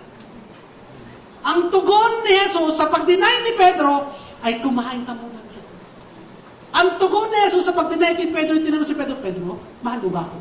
Yes, Lord. Feed my flock. Pedro, mabahal mo ba ako? Yes, Lord. Feed my sheep. Lord, Pedro, mahal mo ba ako? Lord naman. Mahal naman kita. Take care of my flock. Yun ang biyaya, kapatid eh. Hindi yung kamalian, binalikan ng parusa. Kamalian, binalikan ng lutong tilapia. At pinakonfirm ang pag-ibig. That is grace. That is the grace of God. Kay Pedro. Pero balikan natin itong, ang point ko dito mga kapatid, is a prayer of God for all of us. Natatakot ka ba kapatid? Kung pinag-pray ni Jesus, yung mga believer, ay yung mga disciple noon, at nangyari yung panalangin niya, pinag-pray din niya tayo. Basahin natin yung prayer para sa atin. Sabi ng Bible sa John chapter 17 verse 20, I do not pray for this alone. Hindi lamang sila pinag-pray ko. Yung 12 hindi lang, but also for those who will believe in me through their words. Taas ang kamay na niniwala kay Jesus dahil narinig nyo mabutang balita. Dahil narinig nyo ang salita. Tayo yun. So He is praying for us. And to those who will still believe, He is praying for us na nanampalataya na sa Kanya. At doon sa sasampalataya pa, He is praying for all of us. At ang sabi doon, and they, itong prayer, they all may be one. As you, Father, are in me, and I in you. Isa. Kapatid, kaisa natin ang Diyos, nasa atin ang Ama at ang Anak, mga kapatid. That they also may be one with us. And the glory which you gave me, I have given them. Kapatid, the glory, ano sa Tagalog ang glory? Kaluwalhatian, mga kapatid, ay nasa sa inyo din. Ang panalangin ni Jesus, yung kaluwalhatian niya, ay maging kaluwalhatian nyo din. Amen, mga kapatid, yun ang prayer ni Jesus. Tapos ano pa, sabi, in them and you in me, that they may be made perfect in one, and that the world may know that you have sent me and have, basahin mga kapatid, love them as you love me. Ang prayer ni Jesus ay makita ng mundo na yung pag-ibig ng Ama sa kanyang anak ay yun din ang pag-ibig na ginagawa ng Diyos sa ating lahat. Ang prayer ay hindi lamang basta maramdaman natin yung pag-ibig, kundi makita ng mundo na tayo ay mahal ng Diyos. Amen? Father, I desire that they also whom you gave me may be with me where I am. Panalangin sa iyo, kapatid, ng Diyos na ikaw ay makasama niya. Kung saan man siya pumunta, pagbalik sa kanyang kaharian, makasama niya tayo. Meron pa kayang bagay na di-discourage sa atin para sabihin, hindi ka sigurado kung sa langit ka pupunta. Hindi ka sigurado ikaw aakit sa langit. Noong isang araw, nagkwentong anak ko, Daddy, tamo itong comment. Kasi nanonood siya lagi nung nagwe-wait, nagmamasel. Tamo comment. Ang comment, hindi ka yata Christian. Bakit kasi dinidisplay mo katawan mo? Lalaki na nagwe-wait. Siyempre, alam ka naman, nagmapamasel ka, tapos nakatago ka sa likod. Siyempre, dinidisplay mo, tinitin niya sa salamin. May nag-comment. Hindi ka Christian kasi nagdi-display ka ng katawan. Mga kapatid, panalangin ni Jesus that you will be with me forever where I go. Tapos sasabihin mo, dahil nag-display ka ng katawan mo, kasi yun ang profession mo. Bodybuilder. Christian bodybuilder. Tatanong mo, questionin mo ngayon kung ikaw ay Kristiyano, dahil kayo nagba-bodybuilder. Mga kapatid, works yun. Alam natin na kaligtasan natin, nothing can separate us from His love. And He even prayed for us that these things will happen. Mga kapatid, kanino kayang prayer ang pinakamalakas na prayer? Kay Jesus. Kanino kayang prayer sa tingin niyo tutugunin ng Ama sa langit? Kay Jesus. And yet Jesus prayed that you will be with Him wherever He go forever. Amen. Talapakan natin ang Panginoon. Ito pa matindi, that they may behold my glory which you have given me, and I have declared to them your name, and I will declare it, that the love which you love me, inulit-ulit, the love which you love me may be in them, and I in them. Wala nang higit pa dito, kapatid. Wala nang makatatakot pa sa iyo. Yung pag-ibig ng Diyos, yung pangako ng Diyos, yung panalangin ni Jesus para sa atin. Wala nang bagay na maaaring tumakot pa sa atin. Perfect prayer, what could we ask for? Amen. In conclusion, mga kapatid, in time of great fear and bad news, dadaan tayo dyan. Dadaan tayo dyan. Merong mga fear and bad news tayo. Kasi nasa mundo pa tayo. Dadaan tayo dyan. In the hardest night of His earthly life, yung pinakamahirap na puntos ng buhay ni Jesus, iniwanan si Jesus nila ng a love to the end. Pag-ibig na talagang hindi natatapos, hindi nababago. Pinangakuan sila ng a place in the Father's house. May siguradong lugar sa kaharian, sa langit, sa piling ng Ama. Kukunin ka kaya? Hindi agad, mga kapatid. Malibang gusto mo na. Kasi may gagawin ka pa. Iyon yung a mission of eternal impact.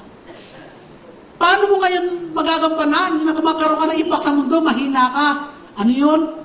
Power through prayers. Hindi lang power through prayers. Meron pa talagang ultimate power, which is the indwelling Holy Spirit. Eh dahil nananasa yung Holy Spirit, kaya may peace ka. Binigyan niya ang peace. Kaya nga yung peace beyond understanding. At dahil doon mga kapatid, may bunga ka. Magbubunga ka, ano yun? Eternal fruit na hindi susunugin. Fruit na sa'yo nakatag, sa'yo nakakredit. May resulta. At ang resulta ng mga kapatid, you will live in fullness of joy. Amen mga kapatid. Pero need mo mag-prepare. Kasi there's a persecution. Ano yung focus? Ano yung resulta ng persecution? It refines us. It gives us dependence on God. Pero huwag ka matatakot because you can do all things. Strength to do all things. Why? Because He prayed for us. Palakpakan nga natin ng Panginoon. Hallelujah. Our takeaway, Jesus' wondrous love and unshakable promises and His prayer cast out all fears. So we put our trust in Him. In Jesus' name. Amen. Amen. Hallelujah! Lord, salamat po Panginoon. Tunay na wala nang ibang nakagagalak na balita, kundi ang mabuting balita po Panginoon. Salamat Lord na hindi mo kami iiniwan sa mundong ito po Panginoon sa kalagitnaan ng masasamang balita. Kundi Lord God, pinakita mo sa amin ang iyong pagmamahal when you died on the cross. The disciples just heard na mahal mo sila. But we have seen, have witnessed your love for us. Kaya ko kapatid, nais din ng Panginoon na palayain ka sa takot. Nais ng Panginoon na maramdaman mo ang kanyang pagmamahal na ino-offer sa iyo. Simple lamang kapatid, yan ay tanggapin mo siya bilang Panginoon at i-declare mo na siya ay nabuhay mula sa mga patay. Ikaw ngayon ay tuturing niyang anak.